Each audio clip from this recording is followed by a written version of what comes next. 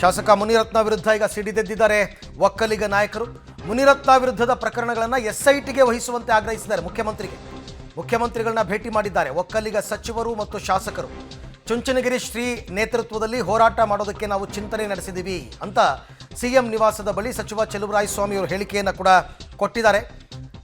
ಒಟ್ಟಾರೆ ಈಗ ಸ್ವಾಮೀಜಿಗಳು ಹೋರಾಡಬೇಕು ಅಂತ ಡಿ.ಕೆ. ಸುರೇಶ್ ಕೂಡ ಆಗ್ರಹ ಮಾಡಿದ್ದಾರೆ.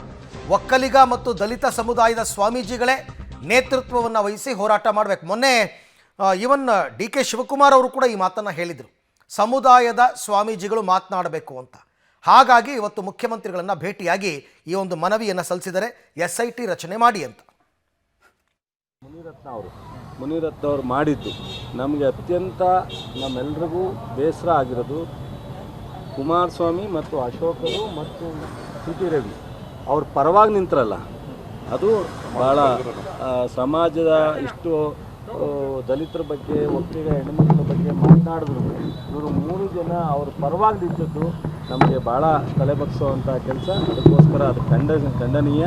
ಸೊ ಇವರು ಸಮಾಜದ ಕ್ಷಮೆಯನ್ನು ಕೇಳಬೇಕು ಕುಮಾರಸ್ವಾಮಿ ಅವರು ಮತ್ತು ಅಶೋಕ್ ಮತ್ತು ಸಿ.ಟಿ. ರವಿ ಅಂತೇಳಿ ಇವತ್ತು ನಾವು ಸನ್ಮಾನ್ಯ ಮುಖ್ಯಮಂತ್ರಿಗಳಲ್ಲಿ ಮನವಿ ಮಾಡ್ಕೊಂಡಿರ್ತಕ್ಕಂಥದ್ದು ಏನಂದರೆ SITಗೆ ತನಿಖೆಯನ್ನು ಕೊಟ್ಟು ಈ ಒಂದು ಪ್ರಕರಣವನ್ನು ಕಠಿಣವಾಗಿ ಒಂದು ಕಾರ್ಯಕ್ರಮನ ಗಂಭೀರವಾಗಿ ಕಾರ್ಯಾಚರಣೆ ಮಾಡೋ ರೀತಿಯಲ್ಲಿ ಅವ್ರ ಹತ್ರ ಮನವಿ ಮಾಡ್ಕೊಂಡಿದ್ದೀವಿ.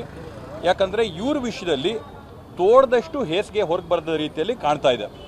ಆದ್ದರಿಂದ ಆ ಒಂದು ಭಾಗದಲ್ಲಿರ್ತಕ್ಕಂಥವ್ರಿಗೆ RR ನಗರದಲ್ಲಿ ಸುತ್ತಮುತ್ತ ಇರ್ತಂಥವ್ರಿಗೆ ಯಾರೆಲ್ಲರಿಗೂ ಕೂಡ ಅವರು ದಬ್ಬಾಳಿಕೆ ಮಾಡಿ ತುಳಿತಕ್ಕೆಲ್ಲ ಒಳಗಡೆ ಮಾಡಿದಾರೋ ಅವರೆಲ್ಲರೂ ಕೂಡ ಧೈರ್ಯವಾಗಿ ಬಂದು ಈ ರೀತಿಯಾದಂಥ ಪ್ರಕರಣಗಳ ಬಗ್ಗೆ ಬೆಳಕು ಚೆಲ್ಲಿ ಅನ್ನೋಂಥ ಒಂದು ನಿಟ್ಟಿನಲ್ಲಿ ಅವ್ರನ್ನ ಬಂಧನದಲ್ಲಿಟ್ಟಿರಬೇಕು.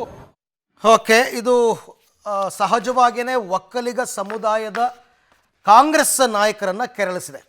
BJP ಮತ್ತು JDSನ ಒಕ್ಕಲಿಗ ನಾಯಕರು ಸಮುದಾಯದ ಪರ ನಿಲ್ಲಿಲ್ಲ.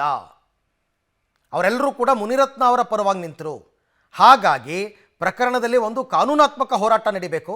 ಆ ಕಾನೂನಾತ್ಮಕ ಹೋರಾಟಕ್ಕೆ SIT ರಚನೆ ಆಗಬೇಕು. ಜೊತೆಗೆ ಸಮುದಾಯಗಳ ಸ್ವಾಮೀಜಿಗಳು ಕೂಡ ಈ ವಿಚಾರದಲ್ಲಿ ಹೋರಾಟಕ್ಕೆ ಚಾಲನೆ ಕೊಡಬೇಕು ಅಂತ ಇವರ ಆಗ್ರಹ.